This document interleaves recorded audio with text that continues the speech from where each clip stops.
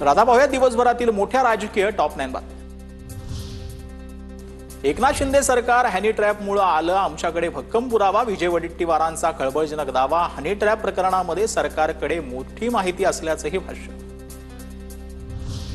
ना हनी ना ट्रॅप अशी घटना नाही, पुरावे नाही, तक्रार नाही। मुख्यमंत्री फडणवीसांनी हनी ट्रॅपचं प्रकरण फेटाळलं। विजय वडेट्टीवारांचा हनी ट्रॅप बाबतच्या आरोपांवरती शिंदेंनी बोलणं टाळलं, तर विरोधी पक्ष दुभंगलेला आहे, काही काम नसल्यानं असं आरोप सुरू असल्याचं बावनकुळेंचं मत। वडेट्टीवारांना दिलं प्रत्युत्तर।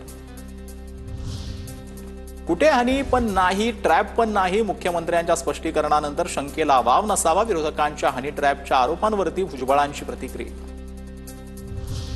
वडेट्टीवारांनी लोकांमध्ये संभ्रम निर्माण करू नये। वडेट्टीवारांकडे काही पुरावे असतील तर द्यावे, अन्यथा हवेत गोळीबार करू नये। विजय वडेट्टीवारांनी केलेल्या आरोपांनंतर गिरीश महाजनांची टीका। राष्ट्रवादीच्या विलीनीकरणाची वेळ आल्यास भाजपशी चर्चा करावी लागेल। सुनील तटकरेंचं मोठं विधान। तटकरेंच्या वक्तव्याला छगन भुजबळांचंही समर्थन।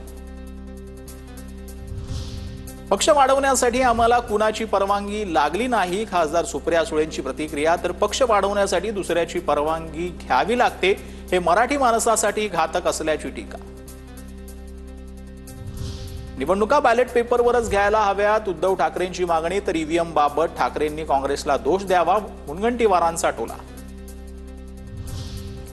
लोकसभेचं यश मवियातल्या सगळ्या पक्षांच्या डोक्यात गेलं। मीपणा आल्यामुळे विधानसभेमध्ये पराभव झाला। उद्धव ठाकरेंनी मुलाखतीमध्ये मविया नेत्यांचे कान टोचले।